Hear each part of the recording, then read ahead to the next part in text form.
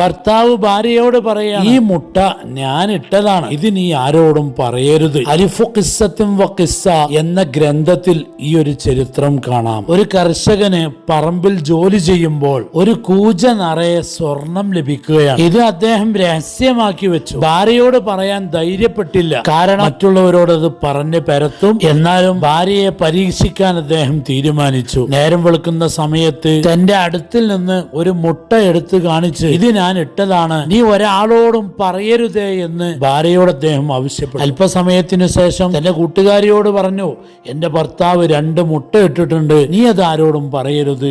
പക്ഷെ അവൾ മറ്റൊരുത്തിയോട് ഈ വിവരം പറഞ്ഞു, 10 മുട്ട ഇട്ടിട്ടുണ്ട്, നീ അത് ആരോടും പറയരുത്. അങ്ങനെ ഈ സ്ത്രീകൾ ഷെയർ ചെയ്ത് അവസാനം രാജാവിന്റെ അടുത്തും വാർത്തയെത്തി. അവിടെ എത്തിയപ്പോഴേക്ക് 100 മുട്ടയായിട്ടുണ്ട്. ഇയാളെ പിടിച്ചു കൊണ്ടുവന്നപ്പോൾ കാര്യങ്ങളൊക്കെ വിവരിച്ചു. രാജാവ് അത് കേട്ട് പൊട്ടിച്ചിരിച്ചു. ഇനി ഒരിക്കലും ഭാര്യയോട് രഹസ്യം പറയരുതേ